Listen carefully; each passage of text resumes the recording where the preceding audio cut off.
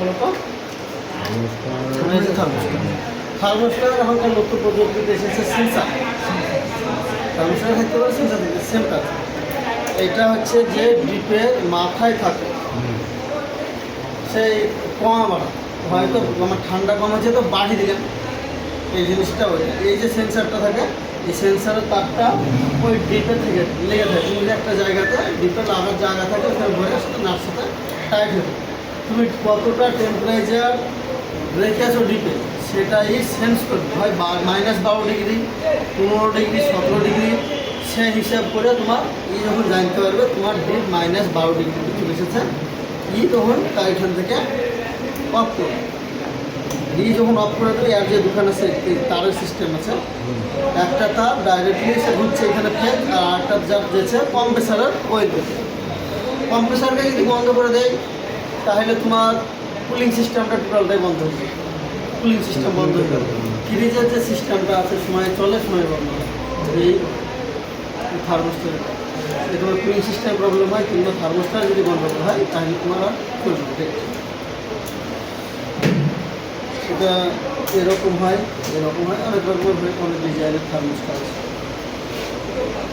কম্প্রেসারের কাজ তো আগে বুঝলাম, তোমার লো টেম্পারেচার গ্যাসকে হাই টেম্পারেচারে কনভার্ট করে, আর হচ্ছে কাজ এর মধ্যে পিস্টন আছে, সেকশন ভাল্ব আছে, রিলে বলতে এটাকে বুঝে। দেখো এটা 3 পিনের, এটা প্রায় 4 পিনের, এটা 1 পিনের, আর এটা হচ্ছে তোমার রিলে ওয়েলটি সেট আপ।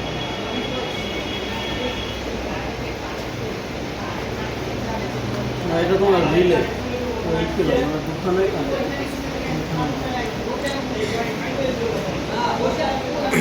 এটা তোমার একটা রিলে ওয়েলটি রিলে কাজ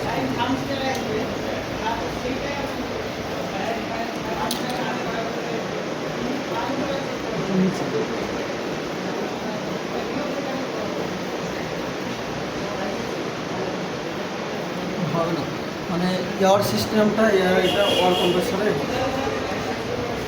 অন্য কোম্পানি, কোম্পানি ছাড়া যাবে না। এটা তোমার ওই বড় যাচ্ছে ওইভাবে একটা আমাদের লাগানো আছে। তো তোমার মানে হাই যে মোটাসোটা কম্প্রেসারগুলো আছে ওদের উপর যে লোড রিলে ব্যবহার এটা এই ওয়েলপিগুলো এখানে ধরো ইনপুট হবে, এটা হচ্ছে আউটপুট, এরকম একটা ঢুকে থাকবে। দেখো কিন্তু সব থেকে ইম্পর্টেন্ট বিষয় হচ্ছে রিলে কাজ কী করে। একটা কাজ আছে, কী কাজ করে, এর যে ধরো টার্মিনাল আছে ওটা তুমি এটাতে লাগাচ্ছ, যদি এরকম হয়ে লাগে তাহলে তোমার এটা ডাইন সাইডে ফেজ কানেক্ট করবে।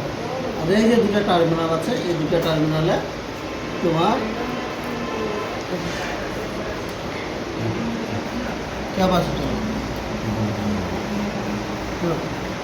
এটা এইখানে লাগবে, এইখানে তোমার ক্যাপাসিটর লাগবে। এবার ক্যাপাসিটর কোনখানে লাগবে আর ফেজ কোনটাতে লাগবে সেটা বুঝবে। তাহলে এখানে দেখো ইয়ার যে 3খানা টার্মিনাল আছে তার মধ্যে 2খানা মিহি, একটা মোটা, ভালো ওয়েলকে আগে লাগাইতে হবে, তারপরে লাগাইতে হবে আলাদা আলাদা। তো ওয়েলটা এখানে ভরে কিছুদিন আগে পাল্টানো তোমার ইয়ার যে 3খানা টার্মিনাল আছে, একটা হচ্ছে কমন, একটা রানিং, একটা স্টার্ট, যেগুলো আগে বুঝেছিলাম। মানে মোটরের সিস্টেম জানতে হবে। এটা একটা ভিতরে এমন কিছু নাই, কয়েল দিয়ে মোটর বাঁধা আছে। মোটরটা যত তোমার পাম্পিং করে তার মধ্যে ধরো পিস্টন আছে, পিস্টনগুলো মোটরের মতো ঘুরে ওইরকমভাবে ওঠানো মোটর। লাইলার পিস্টন যেমন তোমার মেশিনে চলে, এর ভিতরে ওই রকম পিস্টন সেম করেছে, একটু কম্প্রেসার কাটা আছে, ওটা যখন চালু করবে দেখতে হবে। তো ওইভাবে হাওয়াটা একটু খেলে, দিকে ভিতরে যা পায় টেনেলে ট্রান্সফার। যদি কি খেয়াল শক্তি কমে যায় তাহলে বলে লেস পাম্পিং করবে, মানে কম্প্রেসার চেঞ্জ করতে হবে। একটা ধরে যদি তুমি আটকাতে পারে মোটামুটি 600 থেকে 700 প্রেশার থাকে, মানে প্রতিটা একটা প্রেশারের ভাগ আছে। এটা ধরো এর যে ডিসচার্জ প্রেশার হবে G1, এই কম্প্রেসার সিঙ্গেল ডোর যে কম্প্রেসারগুলো হয় সেগুলো হয় G1। G1 মোটামুটি 600 থেকে 700 ডিসচার্জ প্রেশার, ধরো 300 প্রেশার আছে, সেক্ষেত্রে আমি কাজ করতে কুলিং তুলতে পারবে না, তো যতটা গ্যাস সাইকেল ততটা তুলতে পারবে। কিন্তু এর যে দুখানা টার্মিনাল আছে, একটা হচ্ছে রানিং আর একটা স্টার্টিং। এবার ধরো এই রিলে যে কাজটা করে, এখানে ধরো তুমি টার্মিনাল লাগিয়ে দিলে ফেজ, এখানে তো ফেজটা লাগিয়ে দিলে, এই পয়েন্টে রিলে একবার এখানে কারেন্ট দেয়, মানে স্টার্টিংকে একবার কারেন্ট দিয়ে একটা চালু করছে, মানে স্টার্টিংয়ে কারেন্ট না হলেই চলবে। কারেন্ট দিয়ে যেমন দেখতে